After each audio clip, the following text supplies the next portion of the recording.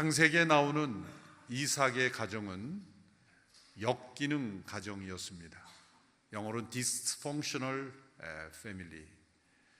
사전적으로 일반 사회에서 역기능 가정을 정의할 때는 가족 구성원 간의 갈등이나 학대 혹은 방임 등이 지속적으로 발생해서 가족 구성원들의 가장 기본적인 신체적, 정서적 필요가 채워지지 않는 가정을 역기능 가정이라고 정의합니다. 그러나 성경적으로 우리가 신앙 안에서 역기능 가정이 무엇인가를 정의하라고 한다면 하나님의 창조 가운데, 질서 가운데 가정을 통해 우리 인간에게 주시고자 하는 그 행복을 누리지 못하고 도리어 죄와 상처로 인해서 사단의 통로가 될 수 있는 그런 가정, 하나님께서 우리 인간을 창조하실 때 계획하셨던 그 은혜와 축복을 누리지 못하고 도리어 아픔과 상처와 거짓을 오히려 다음 세대와 사회에 전하게 되는 통로가 되는 가정, 그런 가정을 저는 역기능 가정이라고 정의할 수 있다고 생각합니다. 이런 역기능 가정에서 자라난 사람은 많은 어려움을 가지고 있습니다. 대인 관계에 있어서도 어려움을 겪습니다. 또 자신의 정서, 감정을 조절하는 데도 지장이 많습니다. 또 거짓을 수시로 행할 수 있는 사람이 되기도 합니다. 이삭의 가정에 나타난 역기능적인 모습을 우리에게 자세히 창세기를 통해 보여주시는 것은 바로 우리 모두의 가정 속에 이런 역기능적인 요소들이 정도의 차이는 있지만 다 포함되어 있기 때문입니다. 이러한 이삭의 가정의 모습을 통해 이삭의 가정을 비평하는 데 그치는 것이 아니라 우리의 가정을 되돌아보며 우리의 가정에서 일어날 수 있는 역기능적인 요소들을 믿음으로 그리고 그리스도의 십자가로 치유하고 회복하는 일이 우리에게 중요하기 때문에 특별히 창세기에서 아브라함의 우선 이삭의 가정에 일어난 일들을 우리에게 매우 자세하게 기록해 주고 있는 것입니다. 특별히 창세기 27장에 그러한 내용이 집중적으로 나오는데요, 27장의 이야기를 간략하게 요약하면 이렇습니다. 이삭이 나이가 많아져서 이제 스스로 생각하기를 얼마 살지 못할 것 같은 느낌이 들었습니다. 그래서 자신이 사랑하던 아들 에서를 불러서 축복하고자 합니다. 그런데 이삭은 에서에게 자신이 좋아하는 고기를 사냥해서 요리해 오라고 말합니다. 그 말을 들은 리브가가 야곱을 시켜 아버지를 속이게 합니다. 그런데 그것을 남편들에게 직접 들은 것이 아니라 엿듣습니다. 그리고 야곱에게 에서로 자신을 변장해서 자신이 마련해 준 음식을 가지고 가서 아버지의 축복을 가로채라고 시킵니다. 야곱은 두려워하며 주저했지만 리브가는 모든 저주는 내가 받을 테니 내가 시키는 대로 하라고 밀어붙입니다. 결국 야곱은 에서로 변장하여 들어갔고, 그리고 이삭은 뭔가 의심이 들었지만 속아 넘어갔고, 그리고 에서에게 줄 축복을 야곱에게 주고 맙니다. 이 사실을 뒤늦게 알은 에서는 분노하였고, 그리고 야곱을 죽이려고 했습니다. 결국 리브가는 야곱을 멀리 떠나보내야만 하는, 도피시켜야만 하는 그러한 이야기로 27장이 끝납니다. 한 가정에서 일어난 불행한 이야기입니다. 이 야곱의 가정에서 나는 역기능적인 모습들이 집약되어 나타나고 있습니다. 이러한 모습들이 얼마나 불행한 모습입니까? 가족 간에 속임수가 있고 분노가 있고 미움이 있고 서로 살인하고자 하는 마음까지 일어나는 극심한 미움에 치닫는 이 가정의 모습은 결코 하나님이 계획하신 가정의 모습이 아닙니다. 죄와 상처가 들어온 깨어진 가정의 모습입니다. 이러한 가정의 모습 속에서 우리는 우리의 가정의 모습을 보고 또 우리의 가정 속에 복음과 예수 그리스도의 십자가를 통해 어떻게 회복할 것인가를 생각하도록 하는 이야기입니다. 먼저 이삭의 가정에 나타난 역기능적인 요소는 5가지로 지적해 볼 수 있습니다. 첫째는 부모의 편애입니다. 에서와 야곱 두 자녀에 대하여 이삭은 에서를 더 사랑했고 리브가는 야곱을 더 사랑했습니다. 이삭이 에서를 더 사랑한 것은 에서가 사냥해온 고기를 이삭이 더 좋아했고 또 에서를 사랑함으로써 자기가 얻는 것이 있었기 때문일 겁니다. 리브가가 야곱을 더 사랑한 이유는 이 사랑을 받지 못하는, 아버지의 사랑을 받지 못하는 아들에 대한 어머니의 사랑일 수도 있지만 또한 그 리브가 자신도 에서라는 아들에 대한 거부감일까요? 또 원치 않는 마음도 있었겠죠. 야곱의 캐릭터가 더 맞을 수도 있습니다. 물론 하나님께서 주신 계시에 대한 어떠한 관심도 있었을지 모릅니다. 어찌 되었건 이삭은 에서를, 리브가는 야곱을 편애하는 그렇게 나누어진 가정이 되었다는 것입니다. 이렇게 자녀가 부모의 편애를 받게 되면 그것은 사랑을 받는 것 같았지만 독을 먹는 것과 같은 부작용이 일어납니다. 우리 자녀들도 여러 자녀가 있는 경우에 다른 자녀보다 더 사랑스러워 보이는 자녀가 있을 수 있습니다. 그렇지만 노골적으로 그 자녀에게 편애를 준다면 그 자녀에게도 결코 바람직하지 않은 결과를 만들어낼 수 있습니다. 더 사랑하는 자녀만 비밀리에 불러서 너만 알아, 이거 너만 주는 거니까 얘기하지 마라, 이런 방식으로 자녀에게 사랑을 표현한다면 받는 사람이나 또 받지 못한 사람이나 결국은 깊은 마음의 골을 가지게 됩니다. 그래서 창세기에 보면 이 부모가 자녀를 축복할 때, 특별히 아버지가 자녀들을 축복할 때 다 불러놓고 축복하는 문화가 나타납니다. 이것은 그 시대에 있었던 우리가 본받아야 될 중요한 문화죠. 창세기 49장에 보면 야곱이 12아들을 다 불러놓고 축복합니다. 50장에 보면 요셉도 다 그런 방식으로 축복합니다. 이렇게 모두가 함께 모인 자리에서 함께 축복하는 문화, 이것을 우리 시대에 적용한다면 모든 가족들이 함께 모였을 때 그것이 좋은 일이건 나쁜 일이건 함께 공유하는 그러한 가족 문화, 또 어느 자녀에게 무엇을 준다 그래도 다른 자녀가 있는 데서도 줄 수 있는 그런 관계, 어떤 자녀가 부모님에게 선물을 받는다고 할 때 그것을 질투를 느끼지 않고 오히려 축복해주고 박수를 쳐주고 내가 받은 것처럼 기뻐할 수 있도록 함께 그것을 공개하여 축복할 수 있는 가족이 된다면 얼마나 축복된 가정이겠습니까? 바로 이렇게 최대한 부모는 덜 사랑스러운 자녀에게도 더 사랑으로 가까이 함으로써 이 사랑의 균형을 이루도록 하는 것, 이것이 부모에게 매우 필요한 자세라는 것입니다. 두 번째, 이삭의 가정에 나타난 이 역기능적인 요소는 바로 조건적인 사랑을 했다는 것입니다. 이삭이 나이가 들어서 이제 에서를, 자녀를 축복하고자 하는 것은 귀한 일이죠. 그런데 에서를 축복한다고 할 때 에서에게 조건을 붙입니다. 2절에서 4절을 보면 이삭이 말한 내용이 나옵니다. 이제 내가 늙어서 언제 죽을지 모른다. 그러니 너는 내 무긴 화살통과 활을 갖고 들로 나가서 나를 위해 사냥을 하도록 하여라. 그리고 내가 좋아하는 맛있는 음식을 만들어 가져오너라. 내가 먹고 죽기 전에 너를 축복하고 싶구나.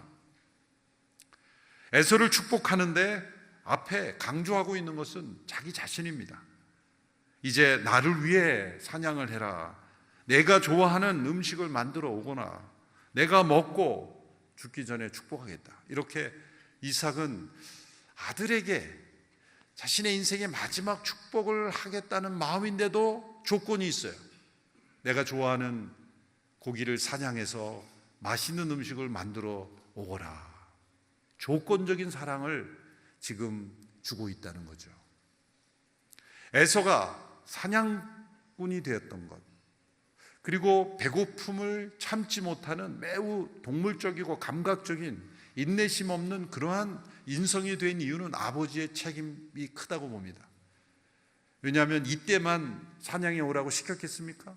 수시로 이삭은 에서에게 사냥해 오라, 그리고 사냥해 오면 굉장히 에서를 더 사랑해 줬고 축복해 줬을 거예요.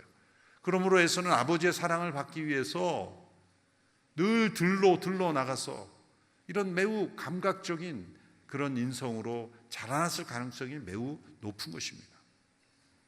이렇게 자식을 인생의 마지막에 축복하는데도 조건을 붙여서 내가 좋아하는 고기를 만들어 오면 내가 너를 축복하겠다, 이런 조건적 사랑, 이런 사랑을 받고 자란 사람은 성인이 되어 모든 인간관계를 거래로 생각하게 되고, 그리고 자신의 자존감을 올바로 형성하지 못하게 됩니다. 그러므로 이삭이 에서를 축복한다고 하지만 어떤 면에서 보면 이삭은 아들을 사랑한 게 아니라 고기를 사랑한 거죠. 조건적 사랑을 하고 있는 사람은 궁극적으로 사실은 자신을 사랑하고 있는 것에 지나지 않는 것입니다. 부모가 자식을 사랑한다고 하지만 조건적 사랑을 한다면 사실은 자기 자신이 이루지 못한 것을 이루고자 하고, 또 자녀로부터 대리만족을 얻고자 하는 그것, 결국은 자기를 사랑하는 것에 지나지 않는 것입니다. 그러므로 조건적 사랑은 매우 분별력 없는 사랑이며 편애를 하는 것만큼이나 자녀에게 독을 주는 것과 마찬가지다라는 것입니다. 세 번째로 이삭의 가정에 나타난 역기능적인 요소는 영적 분별력이 결여된 모습을 이삭에게서 발견합니다. 또 리브가에게서도 나타나죠. 먼저 2절 4절을 보면 이삭이 에서를 축복하고자 할 때 말이 다시 한번 살펴보면, 이제 내가 늙어서 언제 죽을지 모른다, 내가 먹고 죽기 전에 너를 축복하고 싶구나. 27장만 보면 이제 이삭이 곧 죽음이 얼마 남지 않은 것 같아요. 그래서 제가 언제 이삭이 죽었나를 살펴보니까 28장, 29장, 30장, 31장 계속 봐도 살아있어요. 35장에 가서 살아있어요. 그래서 이 27장 사건 이후 몇 년을 더 살았나 계산해보니까 40년을 더 살았어요. 40년. 180세까지 장수하셨어요. 그럼 왜 이때 내가 이제 살 날이 얼마 남지 않았을까라고 얘기했을까? 분명히 감기 몸살 걸렸을 거예요. 감기 몸살 걸렸는데 꼭 죽을 것 같은 거죠. 영적 분별력이 떨어진 사람은 아주 작은 것에 두려움을 느끼고 공포심을 느끼고, 자기 몸에 뭔가 문제가 일어나면 이거 죽을 거 아니야? 라고 그렇게 매사에 지나친 자기중심적인 사람은 지나친 염려, 조급증, 두려움에 사로잡히게 되는 것입니다. 바로 이삭의 상태가 그러했다는 거죠. 그렇게 영적 분별력이 떨어져 있으니 리브가가 야곱에게 자신 있게 위장을 시켜서 속일 수 있게 한 거죠. 그러므로 리브가는 이삭이 속을 줄 알고 있었다는 거예요. 야곱이 위장을 했습니다. 에서가 그 손등과 팔등에 털이 많이 난 것 같습니다. 그러니까 염소털로 위장을 하고 에서처럼 들어갔는데 이삭이 좀 이상하다 그렇게 느꼈죠. 그래서 가까이 오거라, 내가 너가 진짜 에서인지 확인해 보고 싶다, 이것은 의심이 들었다는 거죠. 그런데 뭐라고 결론을 내리냐면 이상하다, 목소리는 야곱인데 몸은 에서로구나. 이 바보 같은 아버지의 말이 어디 있습니까? 목소리가 야곱이면 야곱이구나 라고 알아야지. 사람 털과 염소 털도 구별하지 못하고 말이지. 그렇게 속은 거죠.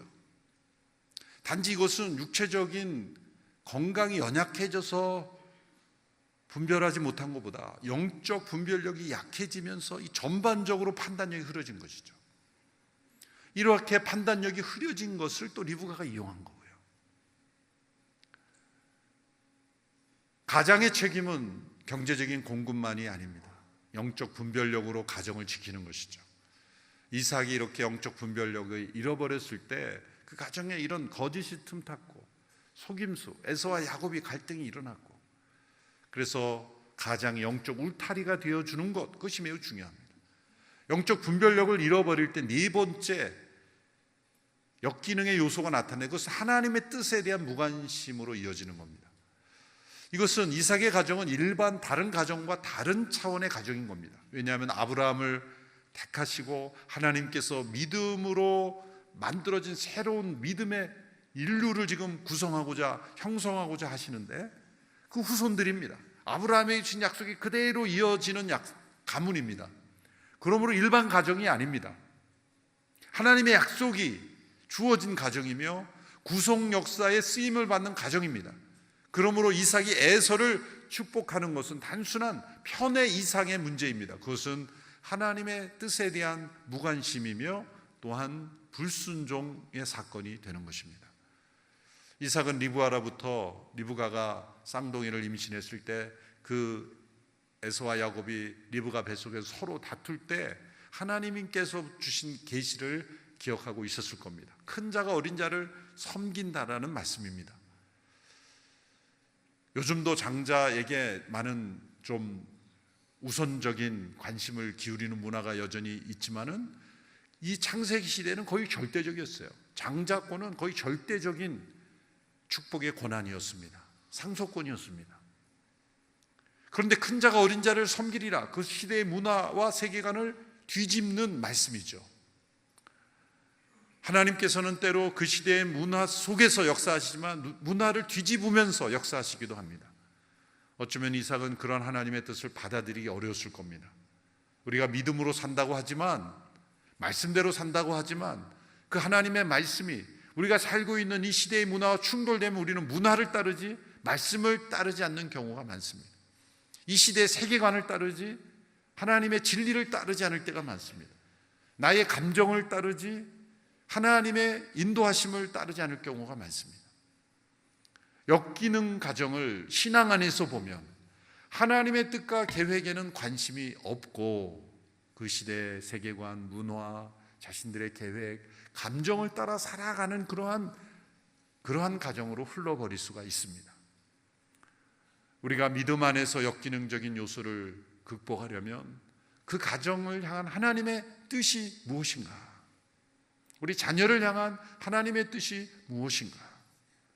무엇이 우리에게 주신 하나님의 말씀이, 우리가 어떻게 하나님 말씀에 순종할 것인가를 늘 귀 기울이는 자세, 그것이 중요하다고 우리에게 말씀하고 있습니다. 다섯 번째로 이삭의 가정에 나타난 역기능적인 모습은 대화의 단절입니다. 21장, 27장에 보면 야곱의 가족 간에 나누는 6번의 대화가 나옵니다. 그런데 공통적인 특징은 한 번의 대화에 두 사람씩만 나온다는 거죠. 가족이 모두 모여 나누는 대화는 한 번도 등장하지 않습니다. 그러니까 이삭과 에서가 대화하고 리브가와 야곱이 대화하고 또 이삭과 야곱이 대화하고 다시 이삭과 에서, 리브가와 야곱, 리브가와 이삭, 이런 대화 구조가 보여주는 것은 가족 구성 간의 이 대화가 다 단절됐고 파편화되어 있다는 것입니다. 특별히 중요한 이 단절의 근본은 어디에 있는가?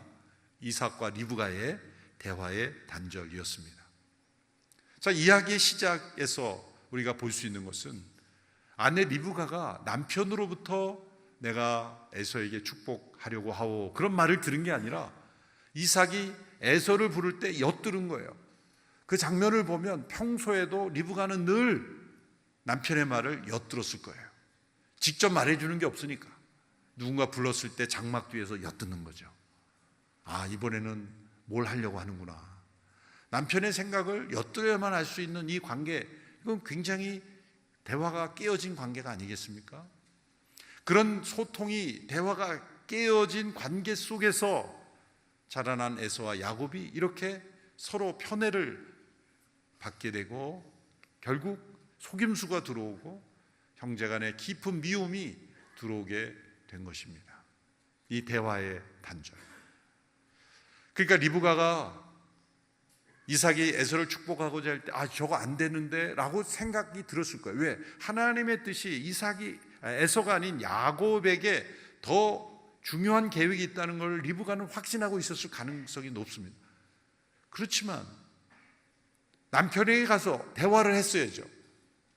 그런데 대화 대신에 속이는 길을 택한 겁니다. 그러니까 이것을 보면 리브가는 평소에도 여러 번 남편을 속였을 가능성이 많다. 그리고 이삭은 속아 마땅한 사람이다. 그런 마음의 생각 때문에 담대하게 이런 일을 했을 가능성이 높습니다. 그러므로 이거는 단 한 번의 단편적인 사건이 아니라 그동안에 쌓여있던 것이 터져나오는, 골마 터지는 사건이라는 것을 우리가 알 수가 있습니다. 모든 저주를 다 내가 받을 테니 너는 시키는 대로 해라 그랬지만 그 저주를 어떻게 리브가가 대신 받을 수 있습니까? 야곱은 야곱이 행한 대가를 치러야만 했고, 도망자로서, 방랑자로서 멀리 이역만리에 떨어져서 오랜 세월을 살아야만 했지 않습니까? 사랑하는 아들을 멀리 떠나보야만 했습니다. 이삭과 리브가도 예전보다 더 심한 관계의 단절을 경험했을지도 모릅니다. 에서는 에서대로 분노하며 또 어머니와의 관계도 깨어졌지 않겠습니까? 이렇게 이삭과 리브가의 단절된 관계로 인해서 그 가정이 역기능이 점점 확대되었다는 거죠. 가정에 죄가 들어오면 그 죄는 점점 독버섯처럼 자라나고 확산되는 것입니다. 그런데 우리는 여기서 이런 질문을 던질 수가 있습니다. 이렇게 영적 분별력이 없는 이삭의 축복, 또 속아서 주는 축복인데도 효과가 있는 것일까? 우리가 생각할 때 오늘날에는 말의 힘을 잘 믿지 않습니다.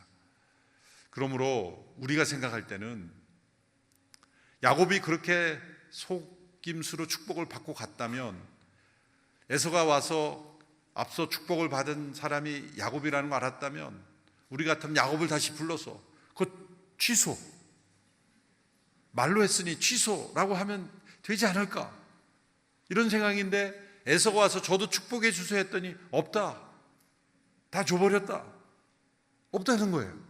취소될 수 없다는 거예요. 이러한 단면을 통해 오늘 이 시대 우리의 모습에서 우리가 배워야 될 점이 있어요. 그것을 어리석다, 그냥 취소하면 되지, 말인데 왜 취소를 못할까, 그렇게 생각할 수 있지만 오늘 우리 시대는 말을 안 믿는 시대잖아요. 말한 건 얼마든지 바꿀 수 있다는 거죠. 그래서 우리는 문서를 해야 되고, 문서도 도장이 찍혀야 되고, 도장 중에 인감이 찍혀야 되고, 거기다 공증까지 해야 되고, 그래야 믿을 수 있다고 생각하잖아요. 보증까지 해야 되고. 그런데 그 시대에 우리가 있었던 본받아야 할 중요한 것은 말의 힘을 믿었다는 거죠. 특별히 가장의 입에서 나오는 축복의 말은 다시 주워 담을 수 없는 것, 그것이 축복의 말이건 저주의 말이건 어떤 말이든지 입에서 나오는 말은 다시 주워 담을 수 없는 것이며 영향력이 있다는 것을 굳게 믿었던 세계관이 여기에 나오는 거예요. 오늘 시대에 우리는 상상하기 어려운 거죠. 그런데 그것을 원시시대라고 말할 수 있을까요? 아니죠. 우리가 깨어진 관계, 이 역기능의 회복은 말부터 시작하는 겁니다. 우리 가정에서 말의 영향력을 회복하는 겁니다. 축복의 말, 격려의 말, 사랑의 말, 그런 말로 우리의 역기능적인 요소들을 몰아내는 거죠. 믿음의 말, 불신의 말이 아니라 믿음의 말, 낙심을 주는 말이 아니라 격려의 말, 절망을 주는 말이 아니라 소망의 말, 영혼을 살려주는 말의 힘을 믿고 그 말을 가족에게 선포하는 그러한 노력들이 있을 때 놀랍게도 우리의 가정은 역기능적인 요소들을 몰아갈 수 있다라고 생각을 합니다. 그것은 결국 복음을 믿고 십자가에서 우리의 옛사람을 못 받고 우리의 말도 못 박아서 우리의 말이 십자가를 통과하여 나온 언어가 될 때 놀랍게도 우리 가정에 있는 역기능적인 요소들이 하나씩 떨어져 나가기 시작할 겁니다. 그것은 무엇으로부터 시작합니까? 엄청난 선물을 줌으로부터 아니죠. 말 한마디부터 시작을 하는 겁니다. 말의 회복, 말이 구속된 말이 되어야 합니다. 우리의 언어가 십자가에 못 박힌 언어로 시작을 할 때 우리 가정의 역기능적인 요소들이 떠나가게 될 줄로 믿습니다. 엮이는 가정이 회복되는 길은 십자가에 못 박히는 길밖에 없습니다. 엮이는 가정에서 겪는 아픔은 십자가로 나아가게 하는 하나님의 통로입니다. 초대교 유명한 신학자였던 어거스틴이라고도 하죠. 그분의 아버지는 고백록에 보면 알코올 중독자였고 자녀를 학대하는 아버지였습니다. 아버지의 이름은 파트리시우스인데요, 아우구스티누스가 17살 때 돌아가셨어요. 그런데 17살 때까지 아버지에 대한 추억이 좋지 않은 정도가 아니라 생각하기도 싫은 겁니다. 그것이 아우구스티누스에게 영향을 미친 건데 그가 신앙을 떠나 방탕한 삶을 살게 된 것입니다. 아버지에 대한 부정적 경험, 그것이 하나님 아버지와 올바른 관계를 맺지 못하게 되는 그러한 길을 만들었다는 거죠.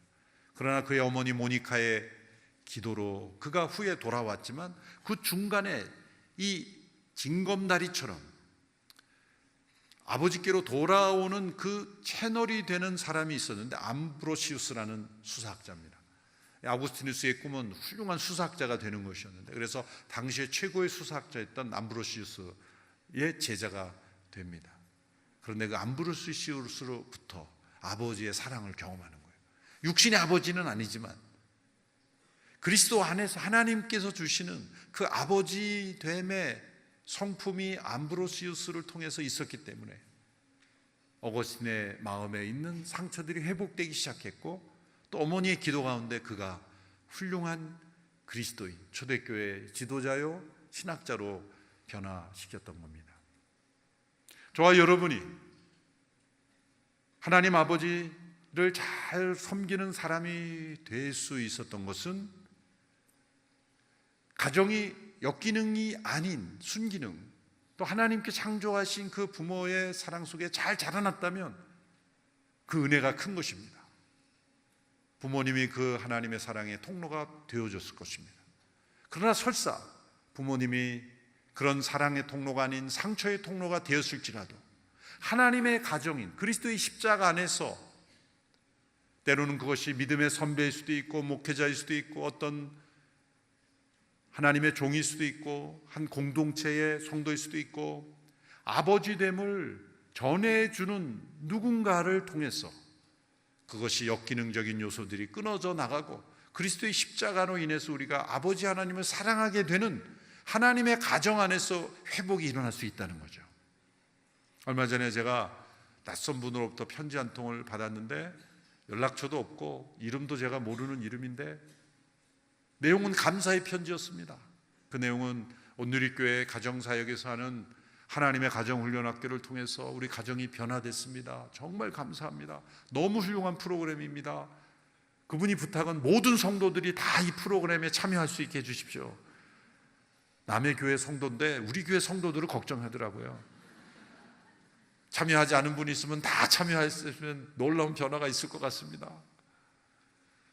그 하나님의 가정 속에서 깨어진 역기능적인 가정에서 하나님의 가정을 경험했다는 감격이에요. 여러분 아직도 하나님의 가정훈련학교 하지 않은 분들은 빨리 신청하시기 바라고, 아버지 학교, 어머니 학교 뭐든지 다 신청하셔서 시간은 되는 대로 가정 속에 임하는 하나님의 나라를 훈련하시기를 바랍니다. 머지않아 할아버지 학교, 할머니 학교도 생길 수 있을 것 같아요.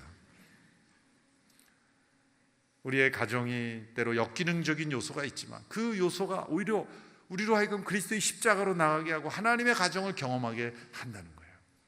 제가 몇 년 전에 인용한 바가 있지만 다시 한번 인용하고자 원합니다. 러셀 무어 목사님께서 쓰신 폭풍 속의 가정이라는 책에 나온 후반부의 마지막 결론 부분입니다. 몇 번 중략을 하면서 핵심 부분만 제가 읽어드리겠습니다. 가족은 복음이 아니다. 다소 충격적이죠? 왜 그런 말을 하는지 들어보십시오. 만일 가족이 삶의 궁극적 의미의 원천이라고 생각한다면 당신은 가족이 당신을 행복하게 해주고 당신의 기대를 충족시켜 주기를 바랄 것이다. 그러면 당신이 겪었던 역기능 가정이나 당신을 버린 배우자 또는 머나먼 반항의 나라로 떠나버린 자녀가 당신의 삶을 망쳤다고 생각할 것이다. 그러나 십자가의 삶은 우리를 자유케 하여 가족을 이상화하지도 않고 악한 것으로 여기지도 않게 한다. 십자가에서 짐이 축복인 것을 볼 때 우리는 가족을 짐으로 여기거나 싫어하지 않게 된다. 또한 우리의 가족이 우리의 모든 욕구와 갈망을 채워주기를 바라지 않게 된다. 우리 앞에 영광스럽고 영원한 삶이 있기 때문이다. 가족이 모든 자신의 갈망을 채워주기를 바라서도 안 된다는 거죠. 그럴 수 없다는 거죠. 세 번째 문단입니다. 당신의 가족은 당신이 전혀 예상하지 못한 곳으로 당신을 이끌 것이다. 그러나 그것은 두려워할 일이 이유가 아니다. 당신 앞의 길은 십자가의 길이다. 십자가의 길은 본향으로 이어진다. 빛은 어둠 속에서도 여전히 빛나며 어둠은 빛을 이기지 못한다. 지금 어떤 폭풍과 싸워 있든 당신은 살아남을 것이다.